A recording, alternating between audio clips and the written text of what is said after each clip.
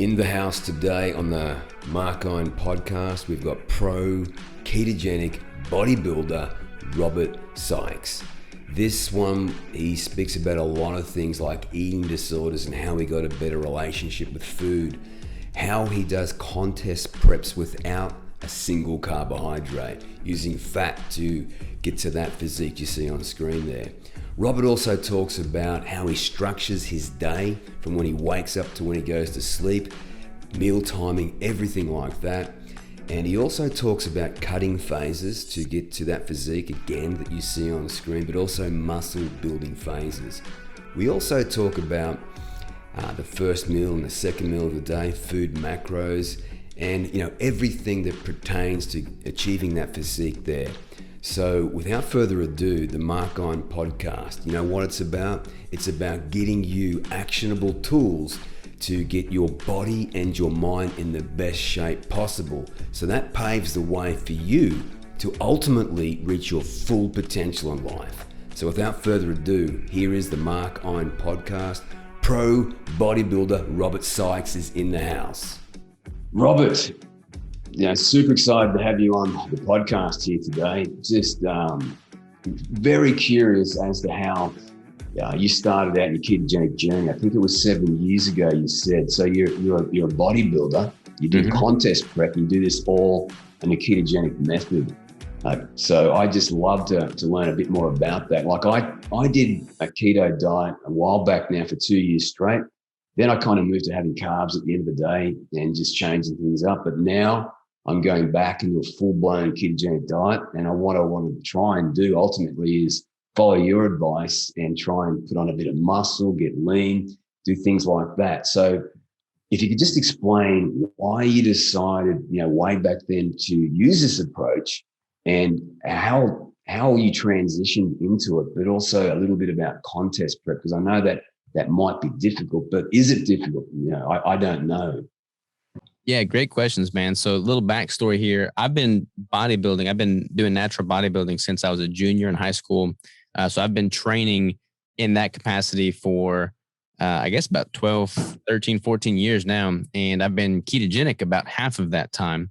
I kind of went about it the total wrong way when it came to nutrition from the bodybuilding standpoint. I followed the traditional bodybuilding bro diet, so to speak. So eating 6 or 7 meals a day, high carb, high protein, very low fat. And I'd do like the crazy building phases and the crazy cutting cycles. My first competition, I bulked up to 230 pounds and then I cut down to 150 pounds within 12 weeks. And I lost a ton of muscle in the process. It just wasn't healthy. It wasn't sustainable. And that was just kind of what was par for the course in all of the bodybuilding magazines and just what you would see online and like on bodybuilding.com before, social media is as big as it is now. And in that process, I was able to get very lean and I succeeded with my bodybuilding endeavors, but I knew that it wasn't healthy. I developed a lot of eating disorders in that process because I'd go through those crazy fluctuations between, binging and then cutting, and it just wasn't good from a psychological standpoint. So I started experimenting with other dieting protocols, and I kind of landed on keto by accident. I was following John Kiefer's carbohydrate backloading approach, which is basically ketogenic in the early part of the day and then high glycemic index carbs at night. And I had success with that. But again, I was eating all these sugary carbs at night, and it wasn't really negatively affecting my composition, so to speak, because I structured it properly. But I knew it wasn't ultimately the healthiest way to go about things. So I just phased out the carbs and was basically doing carb backloading minus the carbs, which lo and behold is basically keto. And I noticed that my performance improved. There was a bit of a lag effect, but first and foremost, my relationship with food improved. I didn't have the cravings. I didn't have the urges to binge on copious amounts of, sugary carbohydrates. So for that reason alone, it was worth my while.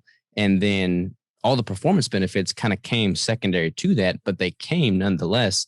And when I started experiencing that, I knew that this was just what I was going to do because it was effective from a training standpoint. So I did that for several years, and then I decided to do a competition prep while following a strictly ketogenic approach, no carb ups throughout the prep.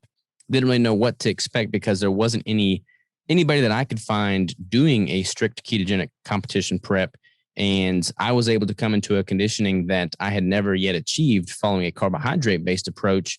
And I got my pro card. I earned, I got first place on all the competitions that I did with that.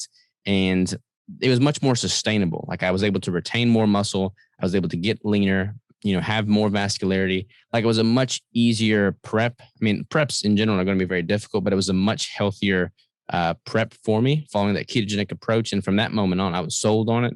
And I've since pretty much dedicated my life to putting out content information around how to optimize bodybuilding from a natural ketogenic performance standpoint, all while leveraging a strict ketogenic diet. Yeah, I actually did the carb backloading as well way back in the day. Mm-hmm. I probably did it at the same time that you did as well. I found that it worked quite well it worked very well, but I just didn't have the energy. I don't do too well on carbs either. And I guess a lot of people don't. And speaking to Dr. Anthony J, who's a friend of yours as well, I learned from my genetic report that, I actually don't do well with carbs. So that was a big learning point for myself. But that's very interesting that you've used that protocol and it didn't really work for you and you found a lot more energy doing a ketogenic diet. So that is interesting. Just out of curiosity, how do you structure your day when it comes to a ketogenic method? Do you fast? When do you train? Yeah, so it's kind of changed a bit over the years. When I first started doing keto, I would try to, incorporate a lot more of the carbohydrate lookalike foods. Like I would make a lot of the keto treats, like the keto cheesecakes and whatnot. And when I started doing keto, there was not any content out on keto. There were no cookbooks. There were no blogs. There wasn't really any information out there. So it was fun for me to experiment to try and make, these carbohydrate lookalike foods. But fast forward to today, I'm a creature of habit and I like to keep things just incredibly efficient and simple.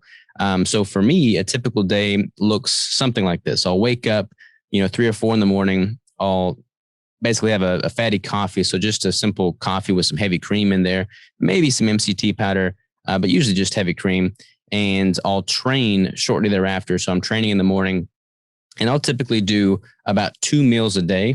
I'll have one of my keto bricks, which is 1,000 calories. And then I'll pair that with a pound of ground beef, like an 80-20 ground beef. Or maybe like a steak and a couple eggs, maybe some organ meat. But usually it's 2 meals a day with a meat source and a keto brick. And sometimes I'll throw in some vegetation, like I'll occasionally have a salad or some sauerkraut or something that's fermented like that. But I generally don't do a whole lot of fibrous carbohydrates at all, really. And then I keep it super simple, man. Like I'll do typically a higher fat ratio in a cutting phase, and then I'll have a higher protein intake in a building phase, and I'll keep my calories as high as possible during that building phase. Like right now I'm consuming, between 3,000 and 3,500 calories a day. And then I'll cut down when I do a competition prep and I'll get, as low as 1,700 or so for a very finite period of time. But the meals are super simple, like a coffee and 2 solid meals a day with a good quality meat source, some organ meats ideally, and a keto brick. And I'm pretty much good to go. Keto brick, that's a product of yours, is it? Can you talk a little bit more about that? That's just a lot of fat, is it, or? Yeah, so it was never really intended to be a product. I made it for my own competition prep during my 2017 prep, which was my first ketogenic prep, the one that I earned my pro card in. And I was just looking for a really high quality fat source that enabled me to hit my fat macro target goals much more efficiently.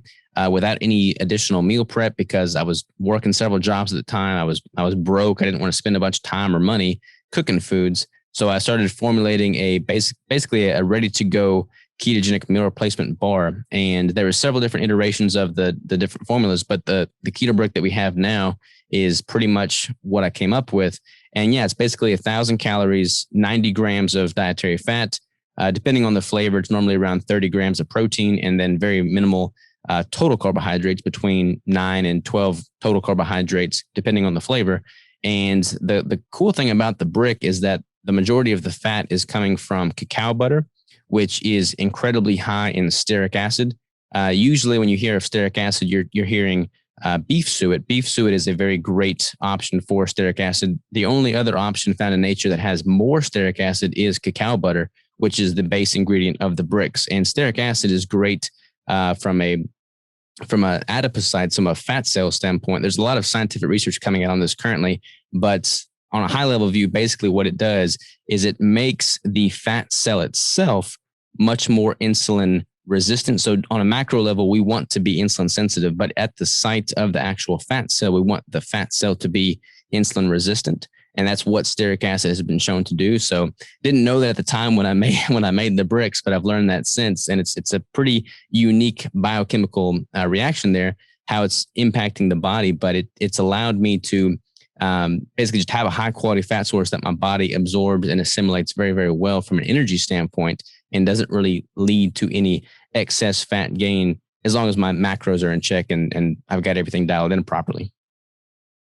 Man, that's incredible, stearic acid. So I've done research on that as well. Mitochondrial fission fusion is involved in that. So it's making those little machines that make our energy and burn fat more efficient.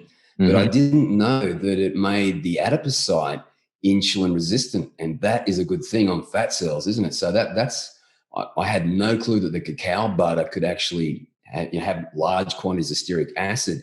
Here in Australia, it's really difficult to get your hands on any stearic acid in a supplement form whatsoever. So I really thank you for that. I'm actually going to go out after this and get some cacao butter from my local health store. That is fantastic. Yeah, man. Well, that bar.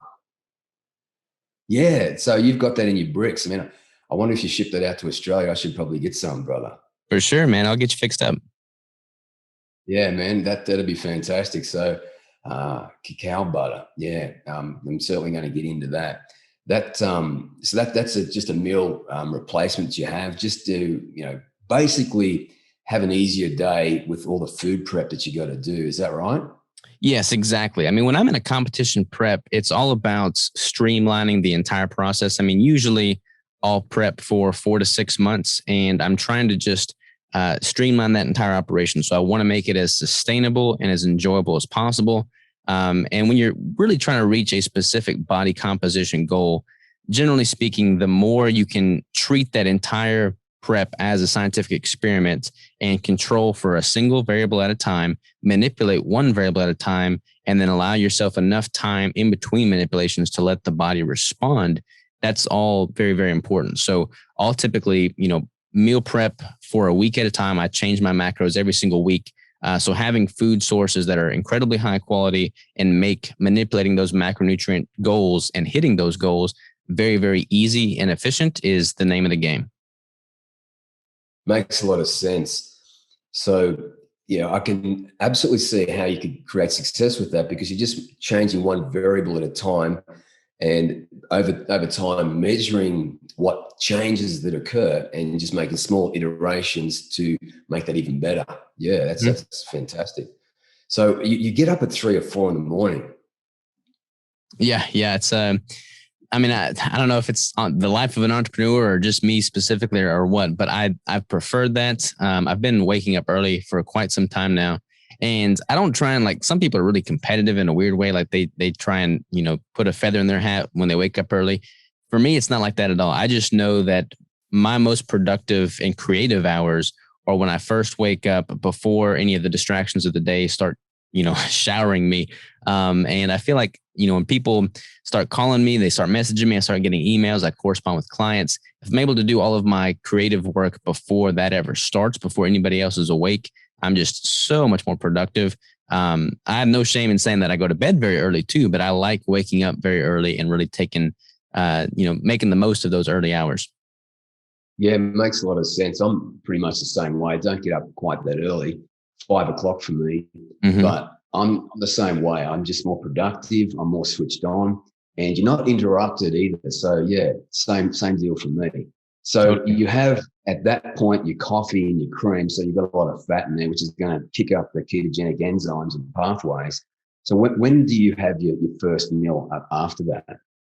So I'll usually have that coffee at around 4 or 5 o'clock in the morning. I'll typically train at around 6 or 7 o'clock in the morning. And I'll typically have my first meal around 10 or 11 o'clock in the morning. So I'm not eating a big meal right before I work out. I'm not eating a big meal right after I work out. I kind of like training in a fasted state. I have more energy. I have better blood flow. I don't have any GI distress. And when you're ketogenic, I mean, when you're fat adapted, your body is basically being fueled by the meal that you consumed the day prior. So when I have a meal, my last and second meal of the day, my dinner meal, that's fueling the next day's workout. So I'll make sure I get a good, quality proteins and fats in that meal, and that's gonna fuel me through the next day's workout. So I never have any, dips in energy as I'm training. I get a good muscle pump. I'm able to have a lot of power and strength without any GI distress because there's nothing that's sitting heavy on my stomach. Yeah, it makes a lot of sense. When I spoke to Dr. J about gut distress, you've got to have that break in between feedings for the gut to repair itself. So it's not going to impact digestion on the next meal. So a lot of people, they wake up in the morning, they start eating, and their gut's never healing to a capacity where they can make food more efficient. You're going to absorb more nutrients and things. So I do the same thing there. So that first meal is at 10 o'clock. Mm-hmm. Then I guess your next meal is with family later in the day. Yeah, it's typically around, between 5 and 7 p.m., just depending on when everything is finished up for the day. But I'll typically have that.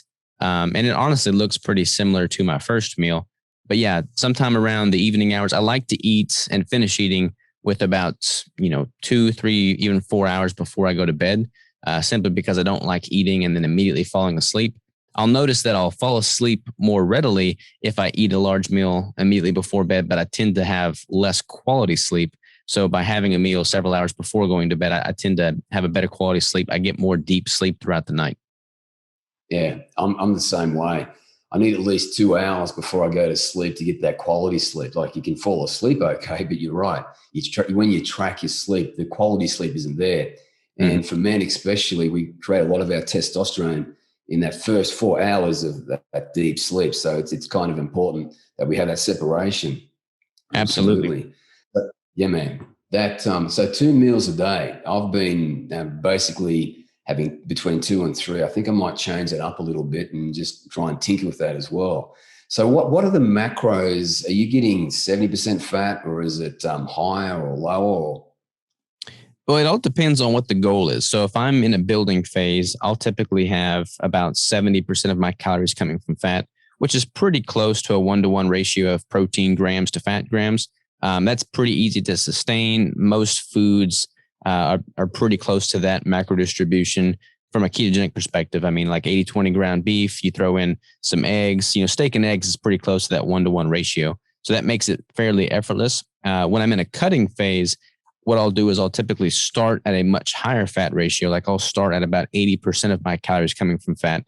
And then I go through multiple phases in a competition prep. And I've kind of got my own protocol structure that I've refined and polished over the years of self-experimentation and working with clients. But I'll start at that higher fat ratio, and then I'll gradually drop my dietary fat grams while simultaneously increasing my protein until I'm able to determine my protein threshold. And because there's more calories per gram of fat than protein, that equates to a drop in overall calories as I'm cycling through that. And then once I establish that protein threshold, I'll start dropping protein and fat together, which is going to equate to a continued drop in total calories. So calories are always dropping throughout a competition prep. It's just a matter of where those macros are distributed and kind of how I've structured the ratios, but it's changing every single week based off of how my body's responding. And then as the very end of a competition prep, I'll start introducing ketogenic caloric refeeds. That kind of makes it more sustainable from a psychological standpoint, gives you something to look forward to. And it also gives you a small bump in, metabolism. It gives you, you can peak better for a competition, like on show day, and fill out your muscles better and really kind of hone things in to peak for that event. When you have those refeeds, most people are doing carbohydrate refeeds, but I've really dialed in on how to optimize from a fat and protein loading standpoint instead of the carbohydrates. That's interesting. So a lot of, from where I come from, the bodybuilders that I've worked with 3 professional bodybuilders, and they've always said to the refeed and to fill up your glycogen stores. So I guess there's a different process when you're ketogenic adapted to filling up the muscles to make them look fuller. Is that what you found, or? Yeah, absolutely. I mean, once you become really fat adapted, there's been some pretty good evidence coming on this. Your body's ability to replenish glycogen is pretty much the same as it is when you're eating carbohydrates once you reach that level of fat adaptation. Yes, when you eat carbohydrates, I mean, you're going to get a massive glycogen storage load. But once you become fat adapted, muscle glycogen is able to hold pretty steady even without the, ingestion of carbohydrates. And in a competition prep, that last week, that peak week before the show, you're not trying to deplete glycogen. I mean, some people do, and then they'll super compensate with those carb loads. But for me, being fat adapted, I'm not trying to deplete my glycogen levels. I'm actually decreasing my training intensity throughout that last week of a competition prep to ensure that my glycogen levels are full. And then I'll manipulate my sodium slightly. I'll make sure that I'm hydrated, and I'll have that load, that bolus of fat and protein to help fill things out even further. And it's honestly a much healthier and safer way to go about it, because a lot of people, they'll deplete their glycogen. They'll try and super compensate with a carbohydrate load. They'll drop their water intake. They'll become very dehydrated. They'll mess around with their potassium and their sodium levels. And then it just becomes a guessing game as to how their body's going to absorb all that when they reintroduce it. And oftentimes they'll spill over and have a whole lot of extra water in their subcutaneous layer of skin and basically lose all of their definition and look terrible on show day. With a ketogenic perspective, once you get everything dialed in, you don't have to have near the manipulation, and you can simply come into the show with much better conditioning if you've put in the work up to that point, and not risk, washing it all away by trying to manipulate these variables unnecessarily. Makes a lot of sense. Yeah. Like, fat's got that glycerol backbone too. So that's going to be turned into glycogen stores in and of itself. And if you've got a lot of fat coming into the system, I can't see why you can't fill up your glycogen stores in the muscles quite substantially anyway, because that fat is got that backbone that can be converted into glucose glycogen stored in the muscles. So it makes a lot of sense to me. Mm-hmm. It takes a little bit longer. Like, you're going to have more of a super compensation effect with carbohydrates in the short term.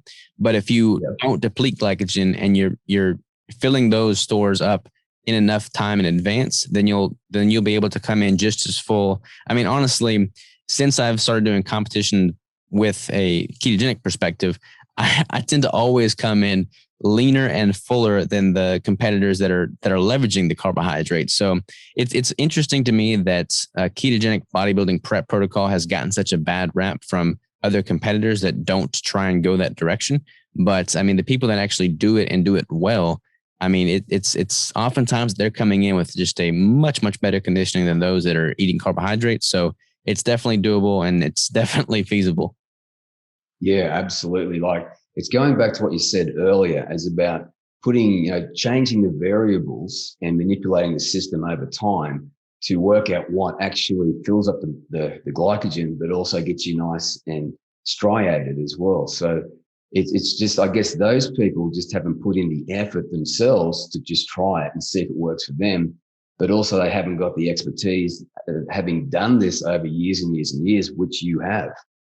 Yeah, it's definitely a long game sport. I mean, bodybuilding itself is a long game sport, but when you throw in a ketogenic perspective, I mean, my philosophy and my theory with being keto adapted, being fat adapted, is that it only gets better with time. There's so many people that try and I mean, metabolic flexibility, for instance, is a really hot buzzword right now. And you have people trying to optimize for both fuel sources, both carbohydrates and fat.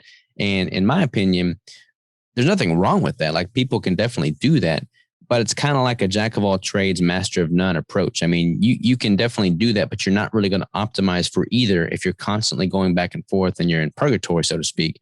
If you want to optimize for carbohydrates, then optimize for carbohydrates. If you want to optimize for ketones and fat, then optimize for that, which is the route that I've tended to follow. And I feel like the longer you follow that lifestyle, the more efficient your body becomes at using dietary fat and stored fat and ketones as energy and as fuel. And the longer you maintain that level of adaptation, it just keeps getting better and better. Yeah, that makes a lot of sense.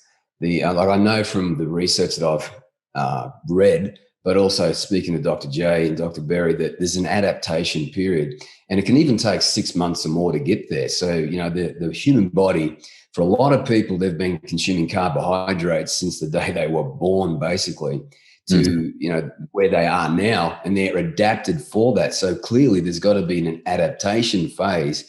Now, if another bodybuilder says, oh, look, I tried keto, it didn't work for me, they haven't gone through the necessary time and adaptation to get the results that they want. So they just go back to carbohydrate and basically say that keto doesn't work. I think that's a pretty fair call. Absolutely. And the same is true in a lot of the scientific studies. I mean, people can, pick and choose all these different, scientific studies that paint the ketogenic diet in a negative light from a performance standpoint. But when you really read the study, the sample size they're using have been, following a ketogenic diet for a matter of weeks.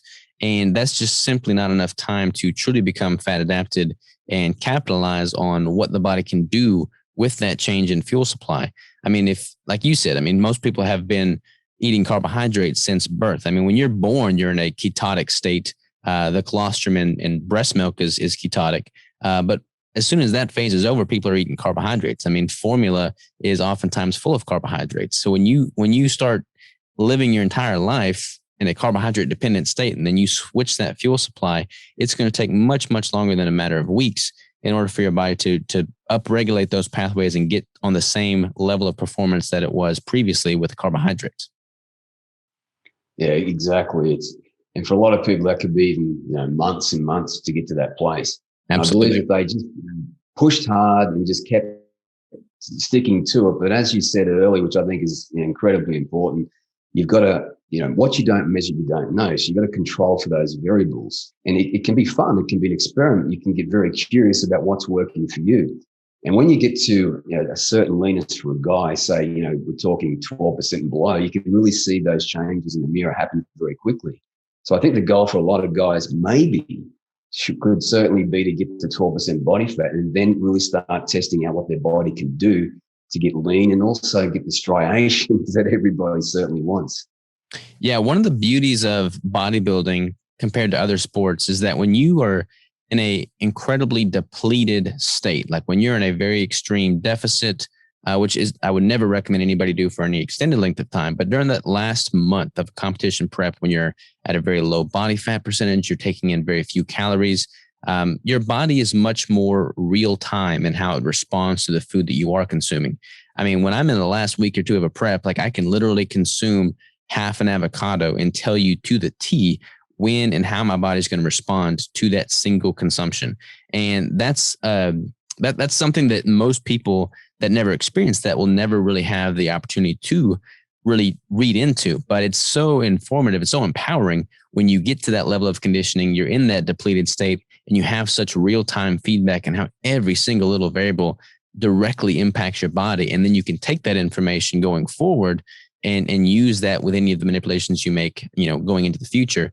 Because when you're carrying much more body fat, you've got a lot more of a buffer, so to speak. There's a lag response in everything that your body does. Not an incredible lag, but there's definitely a lag. You can't really hone in on it to that degree unless you are that lean and that depleted. But when you are, again, you wouldn't want to maintain that for an extended length of time, but really capitalizing on that moment and learning your body on a much deeper level is incredibly, incredibly empowering. Yeah, definitely. So that's interesting that, just a little bit of food coming into the system when you're depleted, you can actually really notice a difference in how it shapes your body and how you feel. Mm-hmm. So that makes a lot of sense. And especially being fat adapted, the avocado makes sense to me. Being able to see your body change very quickly because you are that lean, but your body's responding to fats, so efficiently that you could see that change. Yeah. Absolutely.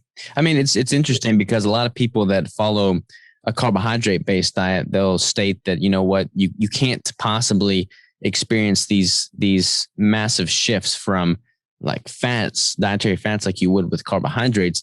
But those are people that are those people that are saying that are coming at it from a carbohydrate dependent state. Once you switch your body's fuel supply and that becomes what carbs are to those people that are carb dependent, your body upregulates the pathways to those fats and is equally as responsive, just in a different way. But yeah, I mean, the dietary fats and how they can affect things is incredibly profound. It's just much more amplified to those that are fat adapted. Yeah, definitely. It's opened my mind up to the fact that you can have fat, and when you're at a certain leanness, it can actually give you data that's invaluable to seeing how your body responds to different foods.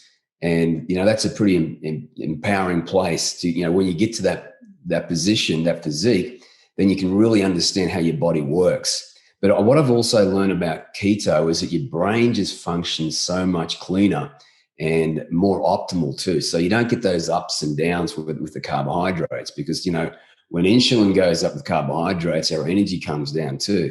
So that's one really good benefit about being keto adapted is you don't get those real big pronounced drops in energy. Yeah, 100%. I mean, when I started doing keto, that was about the time I started building a business. And from an entrepreneurial standpoint, I don't feel like I would be nearly as productive as I have been if I were following a traditional standard American diet. I mean, having the ability to just plug into whatever I'm working on and stay incredibly focused for hours on end without being a slave to when my next meal is just incredibly empowering. And it's allowed my productivity to shoot through the roof. And it allows me to, live my day without having to just constantly be thinking about where I'm going to eat next, what I'm going to eat, when that's going to occur. Like I can just live and it's liberating, and then eat when it's convenient. And that to me is a much more enjoyable life. Eat when it's convenient. Exactly right.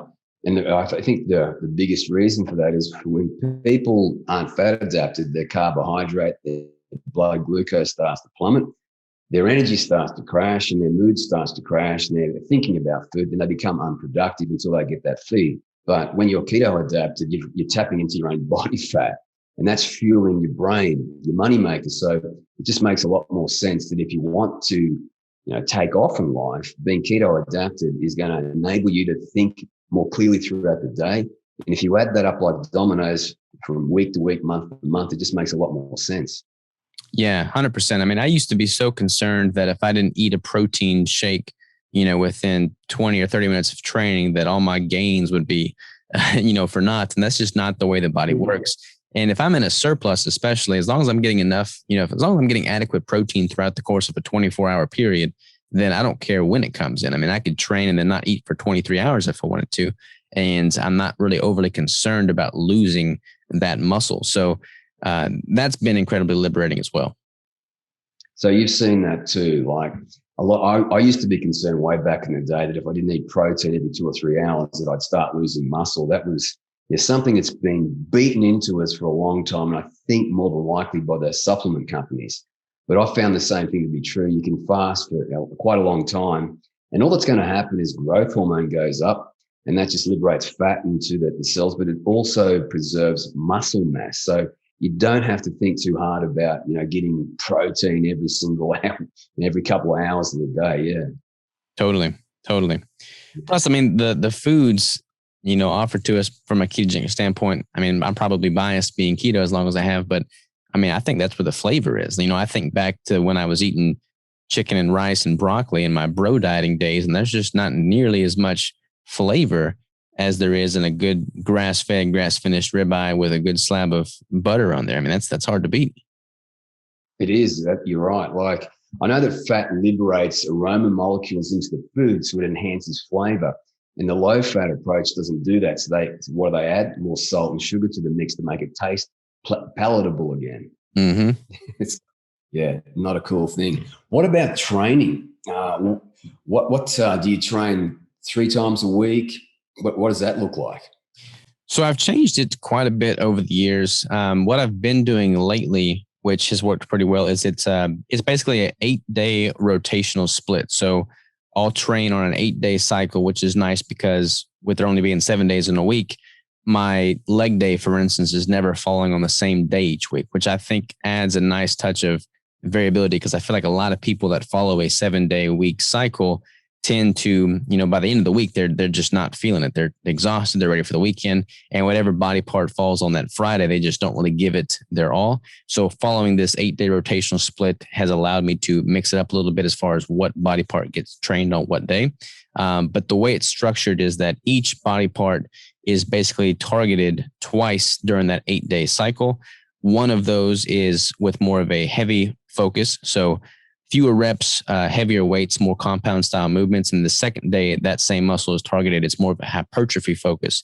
So a little bit lighter weights, but high repetition to really focus on the blood flow. And I found that by hitting each muscle group with that twice in an 8-day cycle frequency, I'm getting plenty of stimulation, and I'm stimulating the muscle fibers from both a heavy and hypertrophy standpoint, which has yielded a pretty good, increase in growth and strength over the time that I've been doing that. So that's what I've been doing for the past probably 1.5 years now, and I've enjoyed it immensely. 2 sessions a week per muscle group, and heavy then light. That makes a lot of sense. So you've got tension, you've got damage, and you've also got metabolic stress on the muscle there. So that that's kind of how I'm thinking about training. But I'm not doing an 8-day split, so that is something I might try and implement myself. It makes a lot of sense. Yeah. Because as you said, training the same muscle on the same day, it's like, oh, here we go again. When you've got that variability, it's like you've got something to look forward to, as you say. Exactly. I like to mix it up. A lot of people, they go to the gym, they just go through the motions. And I've been guilty of that as well. We all have at some point or another, but really and truly training with intention and, going in there with a purpose is key. And I feel like by doing this 8-day rotational split, I don't ever just simply fall into a rut and just go through the motions. I'm able to go into the gym with that purpose and intention. And my workouts have really proven effective in doing so. Yeah, no. As far as cardio goes, do you do much of that? Not HIIT so. Cardio or? Yeah, not so much in the off season. When I'm in a competition prep, I'll certainly increase the cardio, and I'll typically use Stairmaster as my preferred form of cardio, simply because it is very measurable and it's very consistent. So similar to my nutrition, when I'm adjusting, proteins and fat macrograms bit by bit each week, I'm able to manipulate my cardio using the Stairmaster in a similar fashion, increase either the frequency, increase the intensity level, or increase the time duration. Yeah. Did I lose you? Yeah, just off there a little bit. Gotcha. So, so I'll use the Stairmaster because it allows me to have that, the ability to manipulate things in a very measured approach, either increasing the intensity level, the time duration, or the frequency of the cardio session. So I'm a huge fan of that.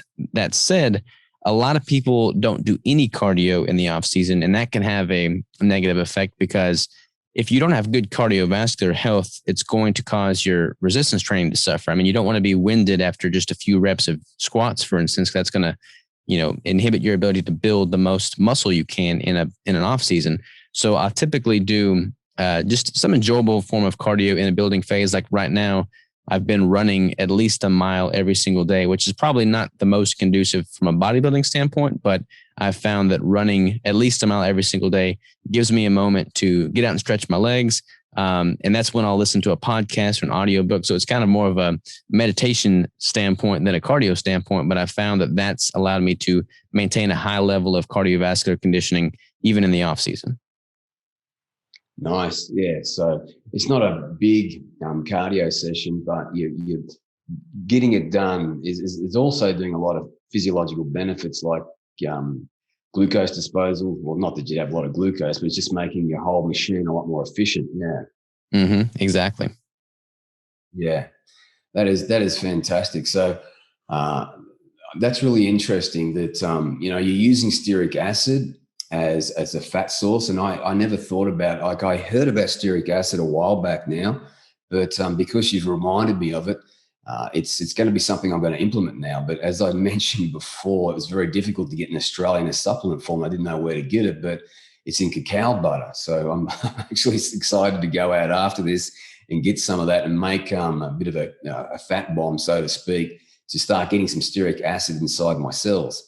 Because, what a lot of people don't realize is that these fats can be incorporated into each of your cells So you can manipulate your fats, like the omegas, the omega-3s, the saturated fats, to make you a more efficient machine. Have you seen that too?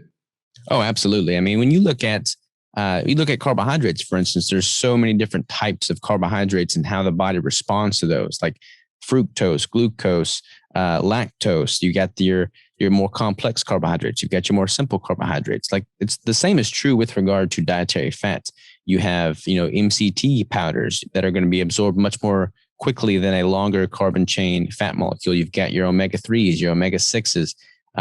You've got the heavily processed vegetables, which you don't typically want to consume. You've got much longer carbon chain fat molecules like the stearic acids, palmitic acid, stuff like that. So the same is true with fats as is true with carbohydrates. These different fats can yield a varied difference in how your body responds to those different fats. So being able to really experiment with those in isolation and figure out how they impact you individually and why you would want to incorporate them or not is incredibly interesting to me. Yeah, likewise. It's just 1 millimeter shift, 2 millimeter shifts with the manipulations of fats. But as I mentioned, they're incorporated in your cells. So if you've got stearic acid in your cells, and from the research paper that I looked at a while back now, they make your mitochondria more efficient. It just makes a lot of sense to have those in your body, enhancing the efficiency of your mitochondria and all other metabolic functions that it can. And who would have known that, the stearic acid is a saturated fat, and the whole, dogma about saturated fat being bad for you. But, I say to those people, when you lose body fat, what fats are being metabolized? Saturated fat. So why would the body put something toxic into the blood supply if it was truly toxic? Yeah. Mm-hmm. Yeah. I mean, I consume copious amounts of saturated fats for sure. And all of my lipid panels come back flawless. I'd like to get a CAC scan. Most people don't recommend them as young as I am, but I would like to just for the sake of seeing what the data looks like. But yeah, as long as there are some cases like people with familial hypercholesterolemia, for instance, they may not do as well with an incredibly high fat diet. But if that's not the case and you do allow yourself the time needed to become fat adapted, then I would definitely suggest that, being overly concerned with saturated fats is not a worthwhile concern. Just simply get the blood work done, check your markers on a regular basis, and make sure that your body is using those fats appropriately. Yeah, that's great advice. And that saturated fat conversation kind of needs to be updated. I know Dr. Berry and Dr. J, that they're speaking to it quite heavily, but we shouldn't be afraid of these fats at all, because our body uses them, these saturated fats, and they're used for many processes too. It's not just to burn energy. They're stored in our cells, and they create a lot of benefit, especially in the lungs. I know that some saturated fats in the lungs, if you don't have enough, it can actually trigger asthma attacks and things like that. So these saturated fats are certainly needed. So we shouldn't be afraid of eating saturated fat. Absolutely. And the same is true in tandem with like cholesterol, for instance. Cholesterol often gets a bad rap, but cholesterol is the precursor to testosterone.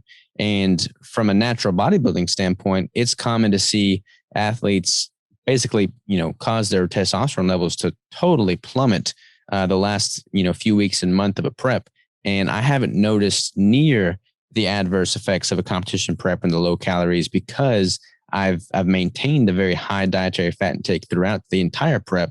And because of that increase in dietary fat and cholesterol, my natural testosterone levels stay much, much higher when my body fat and intake is much, much lower. Exactly. Like that is an important point that you just brought up. Cholesterol is a precursor to the sex hormones. So if you've got low cholesterol, you're not going to have a lot of potential to have high testosterone, especially when you're tapering your calories off, as you say. So if you've got enough fat in the system, you probably don't have to use endogenous testosterone at the end of a prep like some of the guys probably would. You've got your own high natural levels. So that's another big, big, big advantage of being keto adapted. Yeah, definitely. I mean, so many people in a tail end of a competition prep are so depleted and so low in dietary fat and low in, stored body fat that their testosterone levels plummet. And that when you have very low testosterone, you're in a very catabolic state from a muscle preservation standpoint. So you're losing muscle at that stage. However, I've noticed that since I've started doing ketogenic competition preps, I lose, minuscule, if any, amount of muscle.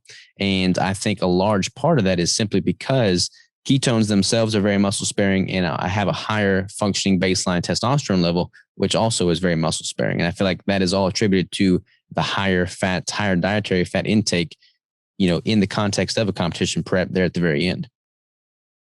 Exactly. And you've also got a lot more growth hormone circulating, throughout your day, 24-hour period to, every single week you're creating more growth hormone, but there's also, that's going to translate into more IGF-1 as well. So it's just preserving muscle, and it's also there as well to build muscle. So when you got the testosterone, the growth hormone, and IGF-1, it just makes a lot of sense that you're not going to lose a lot of muscle. But importantly, because your testosterone is still nice and high, you still got that fire inside you. You still got the motivation. You want to go to the gym and crush it at the gym. So yeah, it's I can see just massive benefits from just trying to, over time. It's not going to happen for these guys that could be listening to this. If they want to go down this path, it's not going to happen right away. They've got to be prepared to put in the work. It could take months or even 6 months to get there. But, once you get there, you're there. Mm-hmm. Yeah, totally. I mean, when you're doing anything kind of extreme from a body compositional change standpoint, like, it's going to be hard no matter what diet you're following. But I definitely believe that for those that would respond well to a ketogenic approach, it is far, far superior to a carbohydrate approach when it comes to the hormone stabilization and just the recovery standpoint. I mean, there's just so many benefits that come alongside it. So I've been very excited to see it break into the bodybuilding and figure competitive industry, because for so long there's just not really been much talk around that. So really kind of, I've been screaming this message from the rooftop since I started doing this, and I'm just happy to see other people doing the same, because I truly feel like more competitors will be able to be healthy and sustain this process and enjoy the sport for many more years to come. Exactly. And when they become keto adapted, it's kind of fun from that point, because as we've talked about, your brain functions better, but your testosterone is going to be up higher naturally. So you're not going to have that contest prep where you're like, oh shit, I've got to do this prep again. It's going to suck. But because you've made it interesting and you're measuring everything, and the testosterone, the energy is still nice and high, it just makes a lot of sense that people should invest the time in the process to become really keto adapted. And when they get to that place, it's going to be much more beneficial for their health, but also the fun, as you say, the sport, and you're getting back into that kind of spirit of things.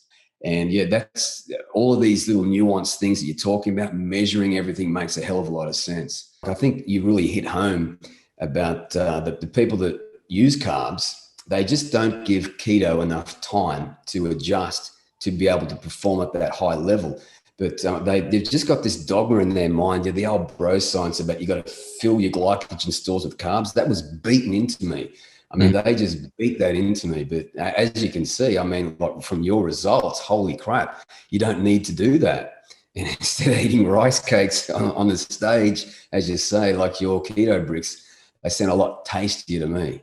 Yeah, for sure, man. I mean, and like, I don't do this to try and push the bricks by any means. I mean, people can eat them, people cannot. It doesn't matter to me. But the lifestyle itself, I'm super passionate about. Like, I really think that simply going to whole food, single ingredient sources, focusing on quality, animal proteins, meats, fats, that's that's just so much more in line with how we've evolved as a species to fuel ourselves. So I think anybody that kind of gravitates back to that is going to be doing themselves a massive service. But what I was actually struggling with over the last few weeks is getting enough fat into me. But what you've recommended about the cacao butter makes a lot of sense to me. So yeah, I'm going to go ahead and get some of that now. But I've kind of forgotten what I used to do. I probably have been off keto for 15 months now. So I was doing keto heavily before that, and I was always measuring the ketones. Do you do that? Do you measure the ketones, or you just like whatever, doesn't matter? I don't really, unless I'm trying to test something or experiment, something specific. But I mean, I've been doing this for so long now that I know based off of how I feel that I'm producing ketones. Plus, I don't eat any carbohydrates. So if I feel good, then I can know for certain that my body is providing me with energy coming from proteins and fats, because it's certainly not coming from the carbs because I'm not eating any. Yeah, like that's an extraordinary amount of time to not have a carbohydrate. Was it 7 years? I think you said. Yeah, it's six something. So I'm coming up on 7 years now. 7 years, man. Yeah, I think I want to try and do that as well. Like when Dr. J went over my genetics, I'm really, fructose is no good for me. So carbohydrates are no good for me. Like if my blood glucose is 85 and above, I've got a fourfold risk for arthritis. And I've had 5 shoulder surgeries stemming from arthritis, all due to carbs. Yeah, it's crazy, man. Like the carbohydrates, and I don't want to ever villainize carbohydrates. I mean, some people respond wonderfully well to carbohydrates, but there's so many people out there that from a psychological standpoint can't eat the carbohydrates without binging on them, or they just simply don't respond well to them from an inflammatory standpoint. So being able to shed light on an alternative solution that they may in fact, perform significantly better on, that's been my whole mission from day one. Like people, I mean, from a bodybuilding standpoint specifically, like it's like being strict keto without carbohydrates is not really ever accepted in the bodybuilding community. So to be able to perform at a high level, earn pro card status, and then be able to show other people that they can do it is incredibly fulfilling for me. So I think anybody should, they owe it to themselves to see if their body individually responds well to it. Exactly. Yeah. So that there's only that one issue. They're very rare. If you've got that cholesterol, that I can't even pronounce the word. What you said earlier. Yeah. You've got ridiculous high levels of cholesterol, LDL. That those guys certainly shouldn't probably look into it. They shouldn't do it. I don't know, but no, I don't think anyone knows the true data on having your cholesterol that high. But then you've also got pattern A and pattern B cholesterol too. So if you do an advanced lipid panel, you'll quickly see whether your LDL is oxidized and small and dangerous, or whether it's healthy. Exactly. So, I mean, as long as people are testing on a regular basis and going over the data to see what their body is doing and really focusing on that, as opposed to just blindly following, generic recommendations from their doctor or mainstream medicine or mainstream media, really. That's the key. I mean, keto is pretty anti-mainstream, but the science is definitely coming around. So that's been exciting to see for sure. Yeah. Jeff Volek and Dr. Dominic D'Agostino, super smart dudes, and they've been talking about this, 20 years? Mm-hmm. Yeah. Dom is an amazing individual. I mean, I was texting him the other day, and he's brilliant. And what he's doing for the community, from a scientific standpoint is nothing short of amazing. Yeah. And the research that he's put in, like he works with the SEALs. I mean, he's right up there. He knows what he's talking about. He's been doing it for quite some time. And he also spoke to the great Richard Veach. He's passed away, but the granddaddy of keto, I think, wasn't he? Or yeah, he was definitely one of the first. I mean, he was his work was really pivotal for all the information coming out on the ketone esters. And that was all coming from his lab. But yeah. All right, man. Listen, I've had such a great time speaking with you, and we should probably do it down the track a little bit once I've dialed myself in, and probably 2 months down the track, and have another conversation about it again. So I'd love to do that too. Certainly, I'd love to get you on my podcast as well. So we'll get that. We'll get that in the works. And like I said, man, if you have any questions on this, definitely don't hesitate to reach out. Do shoot me your address, a good shipping address for you, and I'll send you some bricks. Absolutely. So yeah, man, I want to thank you for being here. But before we end this conversation, where can people learn more about you and your website and things, and how can they get in contact with you? Instagram? Yeah. Well, first of all, I really appreciate the opportunity to come on here and talk about this. This is something that I'm incredibly passionate about. So thank you so much for the opportunity to shed some light on this topic. But yeah, as far as getting in touch with me, Keto Savage is my moniker and brand. So ketosavage.com and Keto Savage on Instagram, and then ketobrick.com for our keto meal replacement bar. Keto Brick. I'm going to check that out, man. Yeah, I'll send it to them. Really. Yeah. Excellent, brother. So yeah, you got any final piece of advice you'd want to give somebody that wants to transition into this? Have you got a blog that they could read about, or some videos on YouTube that they could consume? Yeah, my wife and I have been putting videos out on YouTube since we started. So we've got over 1,000 YouTube videos on our channel, which is Live Savage is the channel there. And I mean, the website ketosavage.com, I've got blog content and a ton of podcast episodes. I've interviewed other athletes and, medical professionals and scientists in the space to flesh out more information on this topic. So starting there and just digging in. I mean, so many people come into the ketogenic space and they get their information from, some of these sources that are more focused on just the buzzwords and the hype and not necessarily the science or the real underlying content. So honestly, just going into it with an open mind and being willing to self-experiment and giving your body enough time to make sense of how it's manipulating and how it's adjusting and adapting to these manipulations and stimulations is key. I feel like so many people want to do keto for the quick fix and the short-term weight loss that comes with flushing out that extra water retention, but truly making the most of the diet and lifestyle and playing it for the long haul is definitely what I would encourage people to do. Yeah, key word there, long haul. Yeah, you've got to take an approach that it's going to take time to become really efficient. Your body has been consuming carbs for most of its life, and it's going to be a transitional period by where you get to a place where it's going to become much easier. And that's when it starts to become fun, because your brain's got more energy. And if you think about, your money maker, your brain's being fueled by your own body fat. I mean, that's success in and of itself, if you ask me. So absolutely. Just be prepared for the journey. That's what it's all about. But when you get there, you become fat adapted like yourself.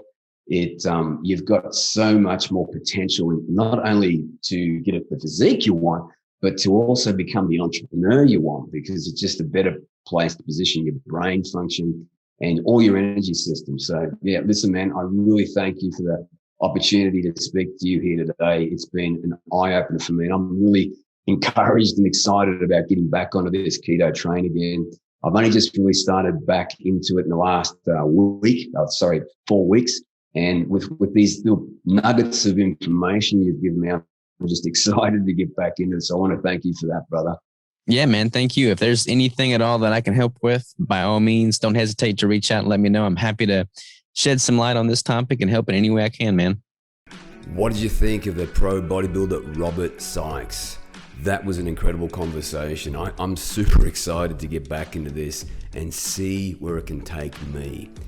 Now, below this video, you'll see some information about how to get in contact with Robert, and he's got a lot of free resources, and let him know that Mark Irons sent you his way. As you can see, Robert is here to help. He's here to help. So reach out to this man. If you want to explore the possibilities of what you're capable of, a ketogenic nutritional approach is an amazing place to position your physiology. Now, what is your physiology? It's how you feel. When you put the right foods and nutrition into you, that's the foundation.